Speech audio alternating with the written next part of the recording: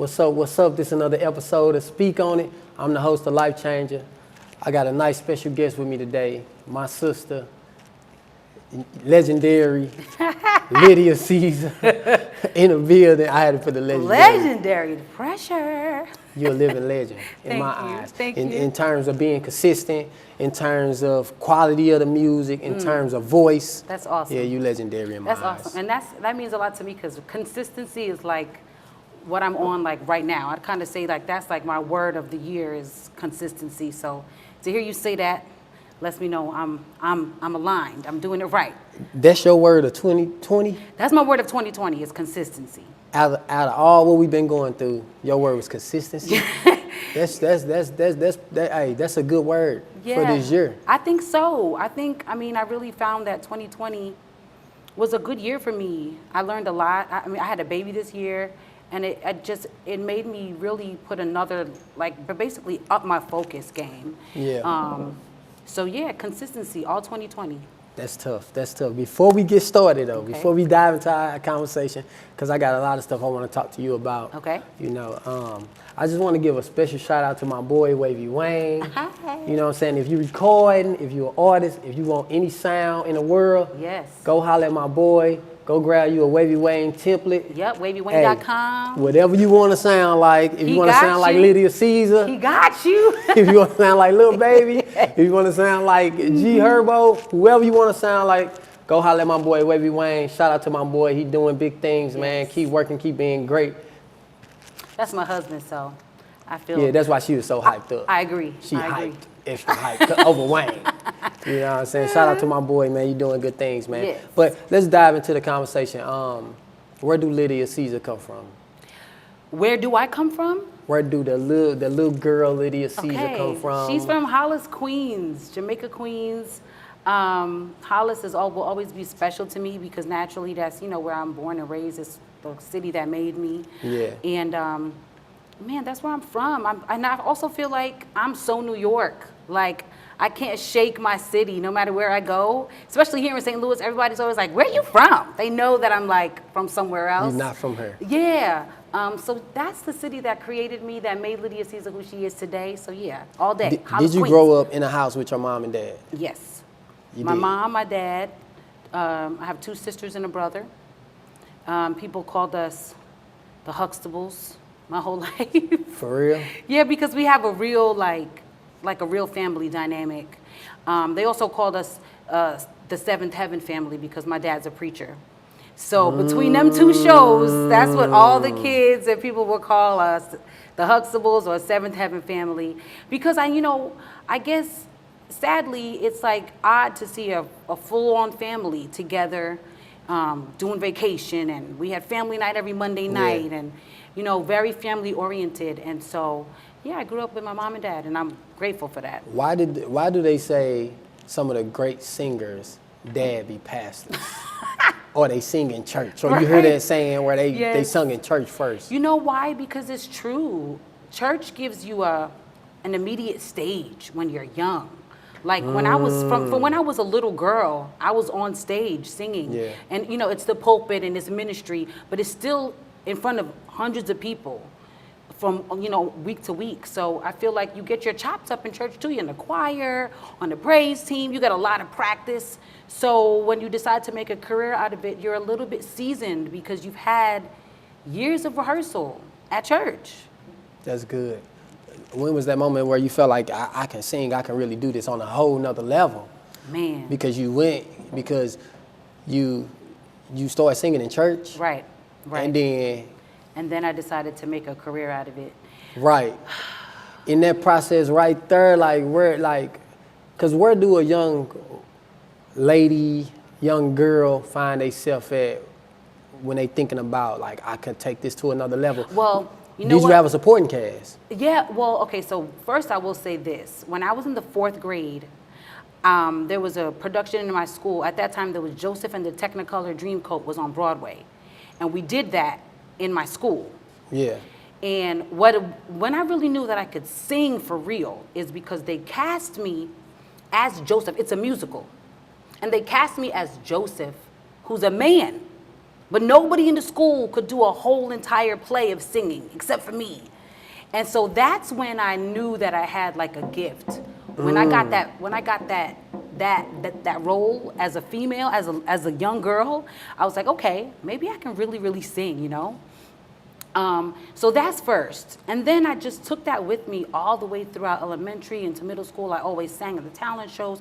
I loved like the response that I would get from people when I sang. Yeah. I loved the attention. I'm a Leo, so I like attention. So I love the attention, and I loved how happy it made people. It always made people like super geeked to find out that I could sing. That's dope. And I love that, just that feeling that I got to make people happy. And I honestly didn't start to pursue a career in music until I got pregnant with my daughter, my first daughter, which is really weird. That you would think like I was a teenager, I was young, but that pregnancy, I don't know, I wrote songs about her, and that's what kind of like created the songwriter in me. It was carrying a life, I think. Which is so weird. You would think that would be like, oh, it's over, I can't have a career, but that was kind of like the seed that started it all. That's tough. Talk about some of the bumps in the road that you took. Have you ever been signed to a label? No, but that's some of the bumps. Like, I've been so close so many times. Like, I almost signed a record deal with Jive. This is right before Jive folded, right? Jive folded in, what is it, maybe 2010? Maybe 2009. The label folded, it became RCA. And another label, I can't remember, don't quote me, but right before that transition, I was in the middle of, like, we were really getting a deal together. Like, I was in the buildings in New York City every day, so much so that people would congratulate me when I'd walk in because they knew I was about to sign that deal. And then all of that happened with the labels folding, and the deal just kind of fell through the cracks. And at the time, that was devastating for me because Dang, that's crazy. I just thought that was about to be it, you know?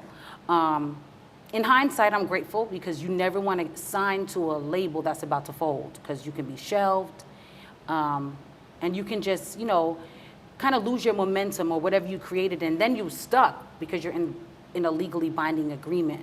So it wound up being a blessing for me, but that was really close for me.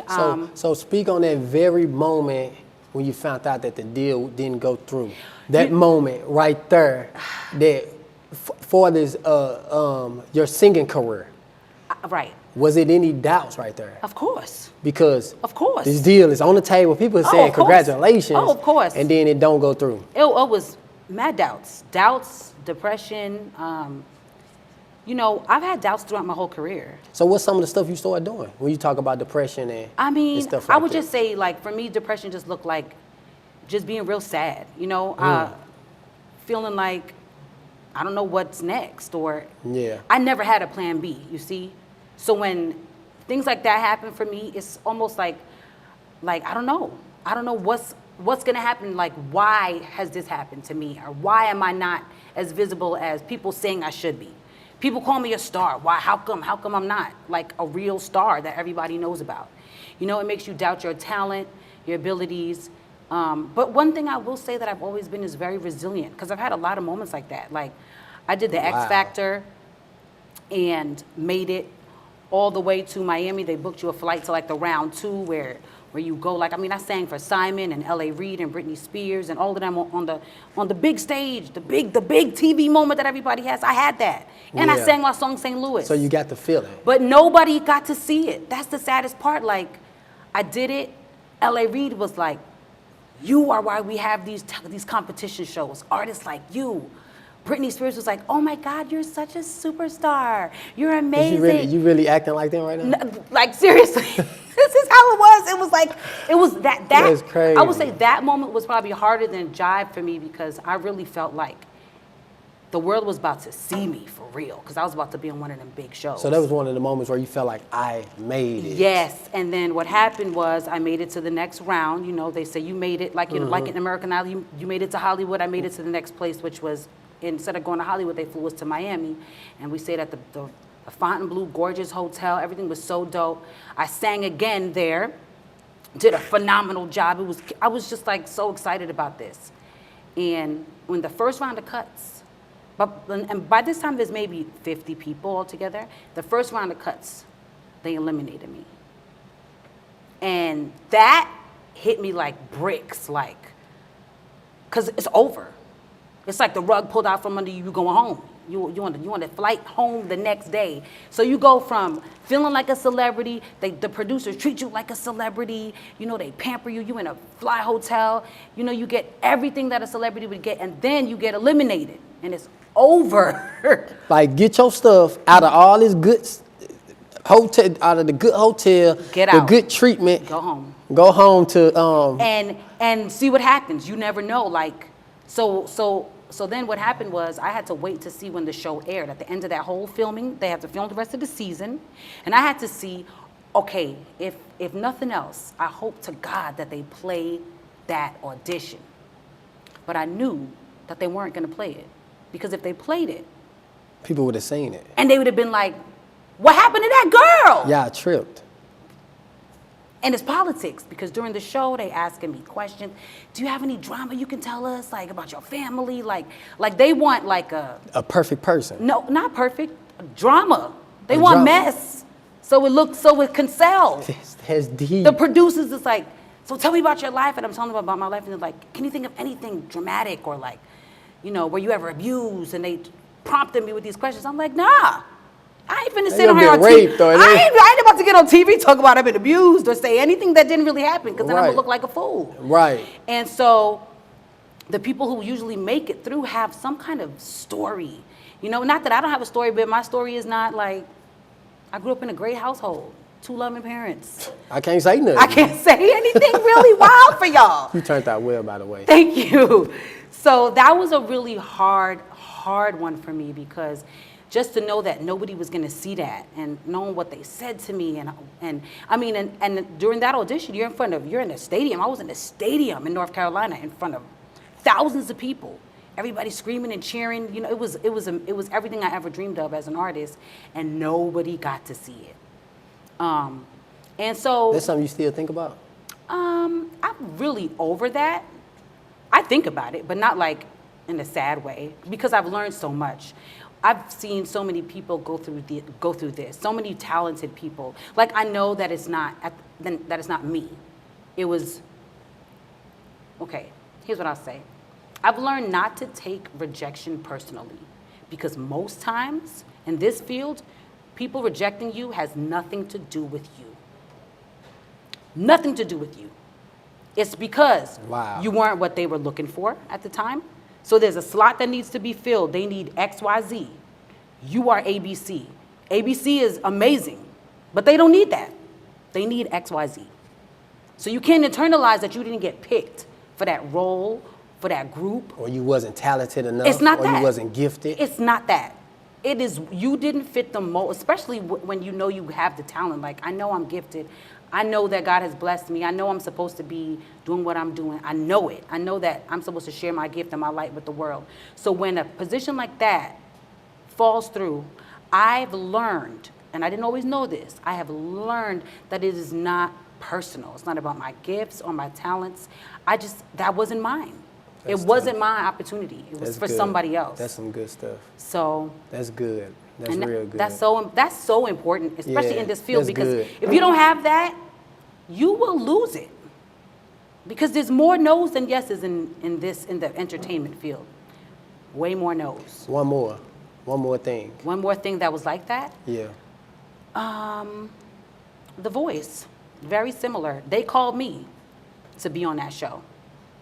And I went, did my audition, and never heard anything. I mean, you're amazing, you're incredible. You hearing all these same things. The X Factor, The Four. This is recent. This is like 2 years ago. Yeah, the 4 was just around the corner. Yeah, I was in Hollywood for that too. And So you the and ideal they person to call me. call. And these are the people who, listen, you do one show, you're in the system. They called me. I didn't seek out the 4. My friend at ASCAP was like, yo, there's a new show. You would be perfect for it. The producers are asking me to find people. He linked me with a producer. I did singing for them over videos, sent them videos. We love you. video after video after video. We love you. We want you to come to Hollywood. Went to Hollywood, sang, nothing. And I mean, when I sang, everybody's like, my producer's like, you killed it. They love you. No call. I've had these moments. Wow. So I've had a bunch of them. My question after all these moments of, I'll say rejection, because you used that word already. Yeah, for sure. We won't use failure. We'll Right. use rejection. Rejection. There's no Right. failures, only lessons. Good. Why didn't you quit? Oh man, quitting is, I can't. I can't quit. I love music. I love doing this. That's what I wanted to hear you say. I That was like do. a trick question. That was a trick like, question. I really do. Like, if nothing else, I will, like, even if I never do it on a huge stage, on the world stage, I will always do it. I love it so, so much. Like, it makes me so happy to write, to record, to perform. No matter what stage I'm on, I treat it like the garden, for real. Like, it's like, that gratification that I get is so honest. And for real, every fan counts to me. So like doing shows here, like we did a sold out show last year at the Monocle, me and A-Game. The Monocle maybe holds 150 people tops. It was sweating in there, I mean wall to wall. One of my favorite moments in my career was that night because it was honest and genuine, and like the people could touch me and they loved it, and the feedback that I got, and like, you know, the messages, you were great, you were phenomenal, you know, the videos of people that I got to share, you know, filming me and saying they loved it. That matters to me. Every fan means it's the fuel that keeps me going every single time I take the stage, you know? And I've been on a lot of big stages, a lot. I sang at the ASCAP Awards with the same stage as Stevie Wonder and Billy Joel, and I performed on that stage. It's a lot of things that you have went across and came across that is no reason to stop. Exactly. You can touch stages that people would never touch. And that's what I say, like, every time I doubt myself, because like I said, this path is filled with doubts. It's filled with them. Every time I feel like, yo, this is taking too long, like, I think about all those moments that I've had that have been moments that I dreamed to have. And I say, this is for you. This is for you. And honestly, my story is so important because people need to see what resiliency looks like. They need to see what it means to, like, keep it up. It's easy to keep going when you popping. You know what I'm saying? It's easy to keep going when you popping. It's hard to keep going when you still coming up and you feel like you should have been made it. That's the true test of are you a real artist? You know, are you passionate about this? Yeah. And I really am. So moving forward, what's the latest? Okay. Like, what's the latest? I know you've been popping. You dropped the album, didn't you? I have 2 albums. I dropped the album. My last album I didn't drop. I haven't dropped the album since 2017. Okay. So it's been a while, but I'm still working off them songs. I'm still booking gigs off them songs. I'm still getting opportunities. Like just this year, my song Through It All, first single of that album was in the season finale of Real Housewives of Atlanta, which is awesome. I love, like, placements is everything for an artist. Yeah. So that song really came out 2015. Then I put it on the album in 2017. And just 2020, it got a national audience on that show. A song really can do that? Like it's been songs that I done that I just like. No, don't ever give up on them. They new to somebody. They brand new to somebody, and that song got so many fans and got a whole new audience just this year from that one episode. And then the episode is on Hulu, so it's running consistently, so that means royalties. I seen you upload some. You had a lot of streams. I don't know if it was that song. It was Walking Away. Like Walking Away was dangerous. Within the first 6 months, we got like 80,000 streams on that song. Can you hit a little Walking Away for us real quick? What do you think? Look, you got so much music. I ain't walking away, no, no, no. all my love would be wasted. And I can't afford that pain, so I ain't walking away. No, no, no, no, no. That's on the spot. And I had to think hard too. I'm like, wait, how does walking away go again? It's been a minute. I haven't sang that song in so My long. sister dope.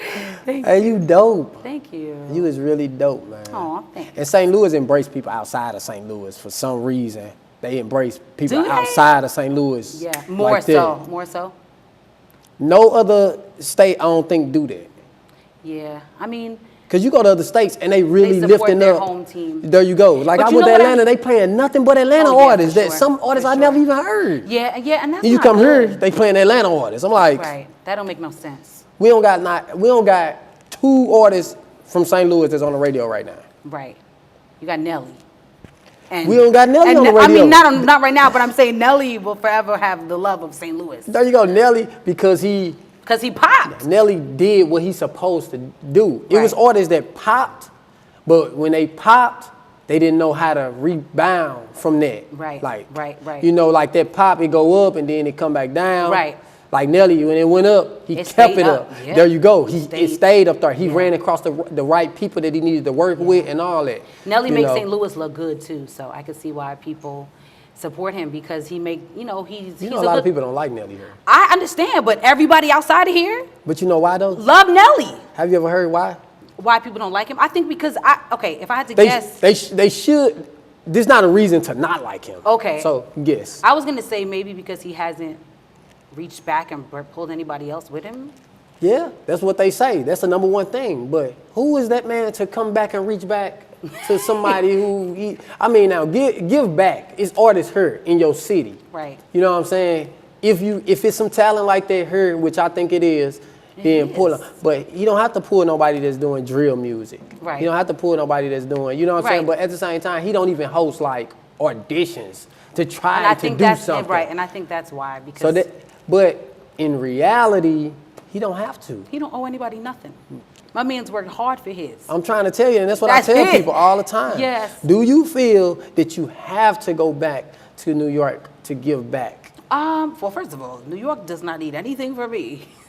New York is popping. So that's my thing. Like, in the city, okay, so New York is a hard example because New York is on the map.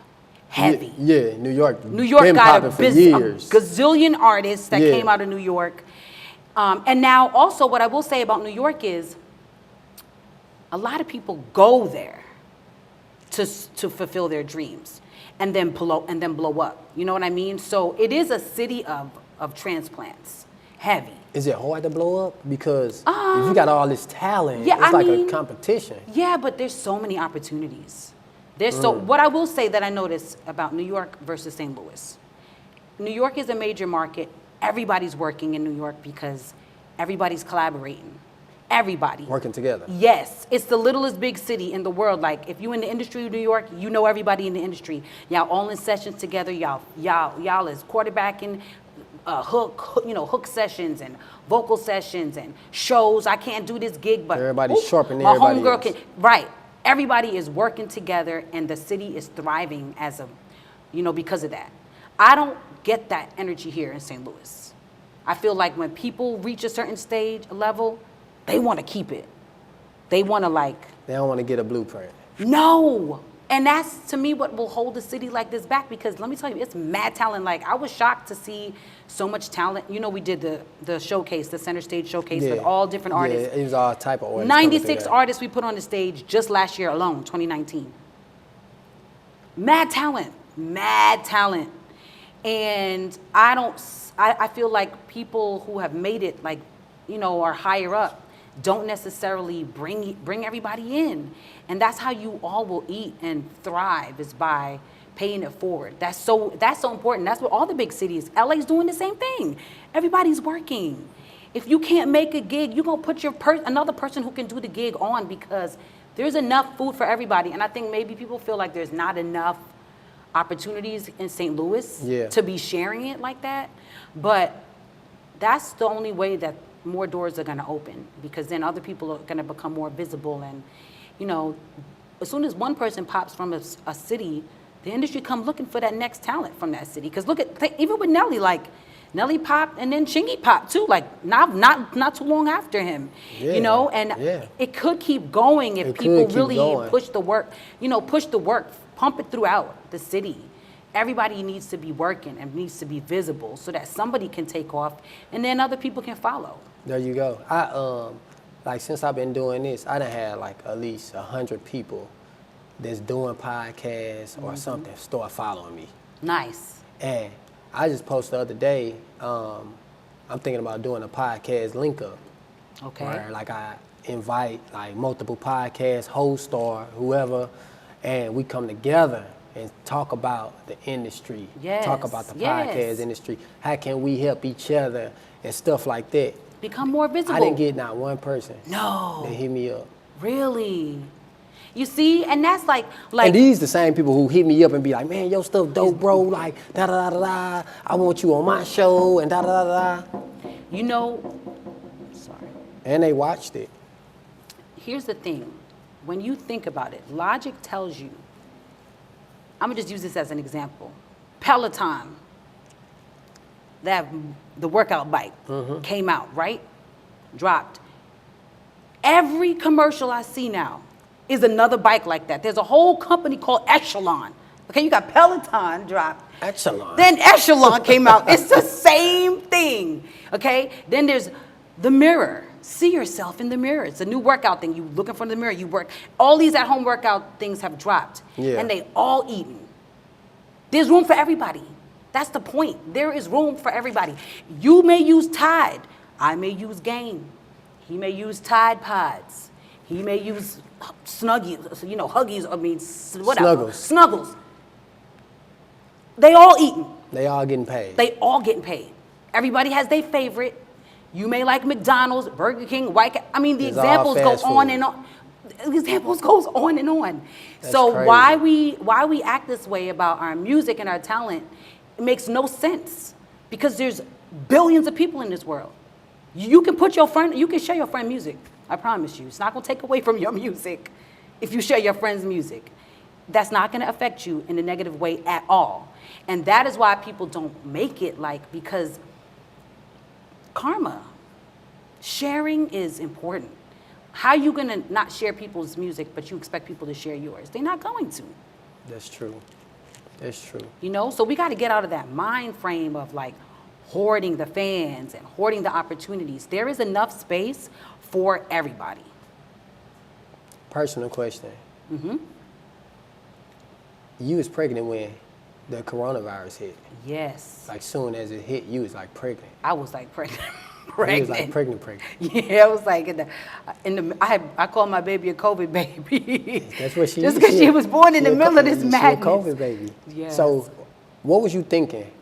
Like, was you scared? Or like, was it something like, because nobody knew what was happening, like when it first hit, like you knew this was a virus, you know, take shelter, stay at home type thing, but like you being pregnant, a woman being pregnant, and she already got a lot other stuff going on. Oh yeah, it was a lot. It was a lot emotionally, and the scariest part for me was having to go to the hospital. Was my husband going to be able to be there? Because they at one point, stuck that thing up your nose? Hell to the no. Can you believe it? You never got tested? Never. I stayed my behind inside. Never had to get tested. They didn't test me at the hospital, and I was so glad that they didn't, because I didn't want to get tested. I knew I ain't had no coronavirus. I ain't went nowhere. When they was like shelter in place, I was like, well, I ain't going nowhere. Sheltered in place. I never left the house, for real. It was too risky for me. It didn't make no sense to go. And plus, Wayne wouldn't let me go anywhere anyway. Like, he wasn't having it. If we needed groceries, he was out the house doing it. So I knew I wasn't sick or anything like that, but I just didn't know if like he was going to be able to be there, because they were saying nobody can come to the hospital. A lot of women were given. Was he able to come? He was able to come. Good. Because she was born in May. If she was born in like March, when it first happened? Right in March, because March is when it was really bad. Everything was like shut down. They shut everything down. Everything. He probably wouldn't have been able to be there. I know women who gave birth alone during the coronavirus. So it was just really scary. But what I will say, I've learned to see God in everything, right? And I was really nervous about having to sit down, because when you get pregnant, you got to sit down. As a woman, like, you just have to. Sit your butt down. Sit your behind down. The one thing a woman like me don't never want to hear. What you think about the one? I don't mean to cut you off. What you think about the women who ain't trying to sit down, is drinking and smoking? Oh, no, that's different. Like, No, I don't. women real life No, do that though. That's horrible. I mean, that should be illegal, because you Yeah. can really damage your baby by drinking while you're pregnant, like, for real. Now, there's different things, your doctor may say you can have a glass of wine here or there, that's one thing. But women who are like turning up, drinking hard liquor every night, getting drunk, and you have a baby growing in you, Come on now. your baby could grow up, could be born with fetal alcohol syndrome is real, like brain don't work. I never heard of that before. Yes, it's a real thing where your baby will be mentally impaired. And now you have a whole life that is going to be lived, with mental complications because you couldn't put the drink down. Don't get me started. I'm about to start lecturing. Sis, put the drink down. No, let me stop. Nah, but that's what's up. But having this pandemic happen during my pregnancy and right after, it was almost like everybody was sitting down. So it didn't hurt so much of like the FOMO, like the fear of missing out. Yeah. It wasn't as bad because wasn't nothing happening. Wasn't nothing going on. So You didn't miss anything. I didn't miss anything. So I looked at it, that's my glass half full side of the giving birth during the pandemic. At least you ain't missed no moments, you ain't missed a beat. I just got right back to it just like everybody else, so. But it was definitely one for the books, being pregnant during this time. And even now, like, I wonder how she sees us with these masks all the time. Like, I noticed. Yeah, that's norm. And I noticed a difference. Like, if we're out of the house, she'll barely smile at me because she can't see. And then as soon as I pull the mask down and smile, then she starts smiling and, and giggling and everything. And I'm like, this sucks that these babies have to see half everybody's face half the time. And the older kids, like my son, he 5, he okay with the mask. It's like this is what he growing up seeing. Exactly. He's gonna be able to look back and be like, we wore masks when we was growing up. He gonna be able to tell his kids that. Yes. Like we wore Yes. masks when we was growing up. They're like, what? You wore masks? We had to. Like what? Like, you know what I'm saying? It's almost like when people talk about slavery and be Exactly. like, what? Y'all went through slavery? We Like, was you know what I'm actually saying? there in that time. You know what I'm saying? Yeah. So we living through history it's most right definitely, now. there you go, it's most definitely history we living through right now. It's crazy. So what's new? What's next? Like, is you working on a project? Is you dropping a project? So what's new and next for me is I am enjoying different sources of talent from myself. So I've been hosting more. Okay. Which is something I've always wanted to do. But when I was like younger, I was just focused strictly on the music. And I had a manager who would tell me, don't do too much, you're gonna confuse people. And while he was right, because especially the big industry, like the labels, they want you to be something. And that's it. Because that's what people have short attention spans and they get it. You sing, you rap. That's what you do. You a dope host too, though. Thank you. Like, and I'm so I seen many. you host a couple of the shows, and it was just like, yeah. Thank you. Yeah, man. I've always wanted to, do acting and host and I'm feeling like now I'm at the place where I can do all that. Good. So just, more of that. I just hosted my first holiday special for an organization called Rung for Women, which Okay. y'all are all going to hear about really soon. Phenomenal organization right here in St. Louis. They have a huge building right on the south side. And I hosted a Christmas special for them. It was virtual, but I hosted the whole night. I did like a whole opening monologue in the beginning, like I was like That's a late what's night up. host or something. It was really, really, really dope. So that was fun. And you doing the YouTube, right? Yes, I have my YouTube channel, The Sassy Wife.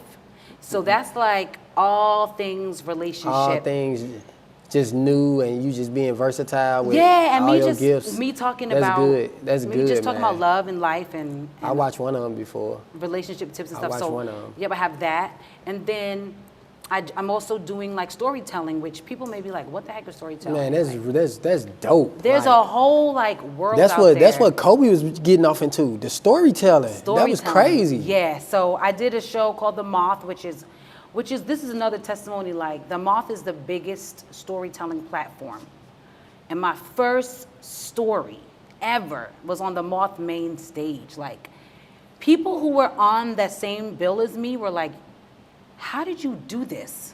Like, they've been doing storytelling for years and didn't get on the Moth. Or they've been doing all these different grand slams and stuff and never made it to a main stage. So for my first story to That's be the favor that God got on your life since you was a little girl. And I didn't even know it was like a big deal until all of these different storytellers were like, I can't believe this is your first story is a Moth main stage story. And then they picked it up on the radio. So it just went national this week, all across every NPR station.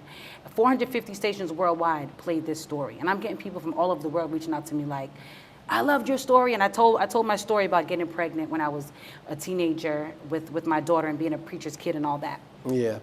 So I definitely want to do more of that. And That's of course, good. there's the music, which I will always be my first love. So I'm in the middle of recording new music. A new project is definitely coming 2021. And it's going to be my best yet. I promise y'all. You got a name for it? No, I don't. Listen, I had a whole project that I was gonna put out I tried. this year called The Dark Side, and I shelved it because it wasn't good enough. I tried to ask So you what the name of the I don't have it. I don't have a name. I tried, y'all. I tried to get it. I will give you the exclusive, okay? When it's time. All right, y'all heard that. I'm gonna repost this episode Like, when she what happened drop to it. that exclusive? Right. So yeah, the music. Oh, and also hooks. How could I not mention the hooks? If you rap, I do beats with hooks with Wishmaster. He's a Grammy-nominated producer from St. Louis. He lives in Nashville now. But we've been selling, basically, you can lease a beat with a hook on it. The hook is by me. I wrote it and I'm singing on it. And we have been killing That's tough. it. We've been killing, like honestly, this is one of the smartest things I've ever done because it gets me paid right away. And what's hard about being an artist is how slow the trickling of money is, for real. Like getting paid off of your gift is so hard. Streaming pays you like 0.00001 cent, less than a cent per stream, way less. So to start to see money, you gotta literally be having millions of streams to see anything. And even 1 million streams on Spotify gets you like a couple $1,000s, which is not really anything. So I encourage artists to do things that will get you paid. Like there's opportunities out here. There's BeatStars, so if you produce, sell your beats on BeatStars. Don't wait for Hove to get on your beat. He may never get on your beat. You know what I'm saying? And just to show you That's how tough. popping it is, Old Town Road, that beat was a beat off BeatStars. A $30 lease. He leased that beat off of BeatStars, made that song, I ain't know that. and it blew up. So whoever the producer was that started to sell his beats on BeatStars literally became a chart-topping #1 seller overnight because of how that song just took off. So don't be so closed-minded in your opportunities. You know, look out there. There's ways to get paid. And that's what I was about to ask you. If it was a upcoming artist or a young lady who want to sing, a guy, any young artist, what would you tell them? I would tell them, do it because you love it. That's my most important, honestly, like the most important thing. If you're doing it to be famous, don't. If you're doing it to be rich, don't. Because you may never be famous or rich off music. But if you love it, you will never stop. And then the odds of you actually reaching riches and fame are more in your favor. If not, you will get burnt out fast. Because this industry is So it's real a ugly. chance of getting rich and famous when you're doing it because of you love doing it. Yes. Yes. Versus you just doing it to get rich and famous. Right. Is a zero. I feel like chance. I'm not gonna say zero. Well, not zero, but It's literally like winning the lottery. It's that a way. lower chance. Yes, because it's really exhausting. And you will get burnt out and you will go to plan B. And then you got to think about it. When you love something, you're going to stay consistent. You're going to keep doing it. When you're doing it for different reasons, when you do get burnt out, them hard times you say, when you ain't popping, Right. you're going to leave it alone. You're gonna leave it because that ain't forever. even nothing that you love doing. Exactly. It ain't popping, I'm moving on. Exactly. If it's popping, then I'll stay there. But if you love it, when it ain't popping, you still there. Still there. That's And it's tough. gonna make you happy. And I think our ultimate goal is happiness, ain't it? Like How many rich people do we know and successful people do we know that's taking their lives? We've seen that so many times. So there you go. Just you be like, you got everything you want. hello. More And you important shoot yourself in the head? Okay, like that's why the more important than anything, does it make you happy? If it make you happy, That's deep. go for it. That's deep. So yeah. That's crazy and it's real, man. I appreciate you, sis. Thank you. For I having this sit appreciate you down with too. This fireside chat. You know, it a was nice like- little vibe. You set know the what I'm mood saying? all that. You I know, like that. I had the standards was high. Okay. You know, when you said, "Okay, I got you, bro," I was like, "Dang, I got to do something." Because at first, I know I wanted you to get the spot. Right. So I'm like, "Nah, I got to get the spot for her." Yes, and this was You a know great, what I'm saying? good job. Tell the people where they can find you, Yeah. where they could look up the beats. Everything. I mean, the hooks, all that. So my website is everythinglydia.com.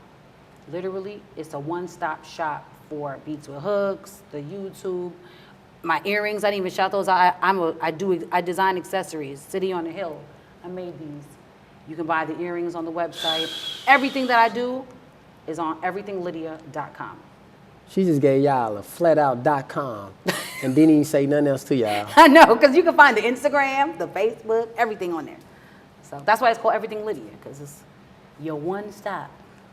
Everything Lydia. Everythinglydia.com. You dope, sis. Thank you. This is another episode of Speak On It. I'm the host of Life Changer. I'm out. Until next time. And then my cousins getting involved. They telling them like, auntie, she cold, she fire. You need to put her in the studio. You need to do this, that, and the other. So that's when they start tuning in and like, all right, let me see what she can do. So it was really auntie. They auntie, my cousin, so my so- mama. Okay. It was my mama, yeah. Okay. But What was dad at? he ain't come until like maybe sophomore year of high school. After sophomore year of high school, he the one that took out because I lived with my mama. And around that time, freshman year, I stayed in Atlanta. I lived in Georgia, went to school out there and everything. Okay. So after that, I moved back here. That's when I moved with my daddy, my sophomore year. So Okay. boom, after sophomore year, that's when he took up. I mean, anything he can do, he was involved. If I That's was what's up. online looking at beats, I'm like, Daddy, it's this much. Here, can you buy da-da-da? Here. At a point, he just gave me a card like, here, I'm gonna put money on here. Do your music stuff. You want to